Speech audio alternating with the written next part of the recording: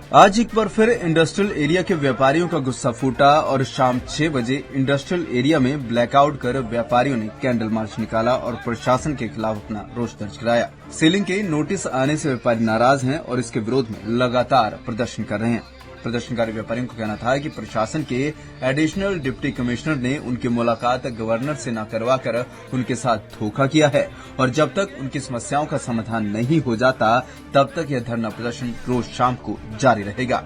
व्यापारी एकता मंच के अशोक तिवारी ने यह घोषणा की कि यदि अगले 3 दिनों में उनके नोटिस को वापस नहीं लिया गया तो वह राजभवन के सामने भूख हड़ताल पर बैठ जाएंगे। आज धरना इसलिए लेगा कि चंडीगढ़ का व्यापारी, इंडस्ट्री का व्यापारी अपने आप को छला महसूस करने लगा।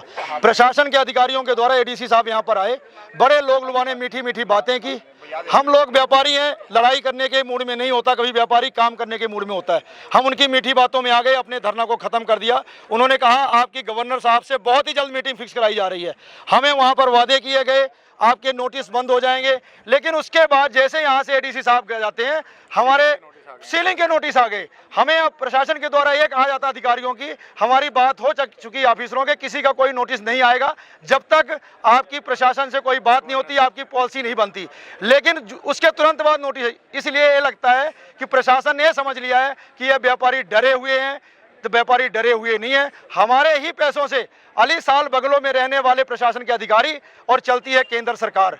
अगर ये नहीं मानेंगे 5,000 करोड़ रुपए की डीएस हमारी जो है टर्नओवर है यहाँ पे जीएसटी की, अगर व्यापारी नहीं मानेंगे अगर यहाँ से प्रशासन नहीं मानेगा तो हम ईंट सीट बजा देंगे। सर ये बताओ, अब अगर आज आपने सांकेतिक धरना दिया, ये कितने दिन चलेगा? अगर डिमांड ना पूरी हुई तो अगला स्टेप क्या होगा? ये लगातार धरना चलेगा। अगर नहीं मानेंगे तो हम गवर्नर हाउस का कूच भी करेंगे और एयरपोर्ट का भी कूच करेंगे। अन्य रणनीति अपने कमेटी के द्वारा बनाएंगे और रणनीति को आपको मीडिया के माध्यम से बताएंगे। एक बात बताइए, आपको बहुत दिन हो गए धरना प्रदर्शन करते, क्यों? आपने पीछे भी कहा था कि करो या मरो की स्थिति में, तो कहाँ मरो की स्थिति, क्या करोगे अगला स्टेप बिल्कुल अभी बताइए। अब हम जो हैं तो गवर्नर हाउस भी कूच करेंगे, एयरपोर्ट भी कूच करेंगे।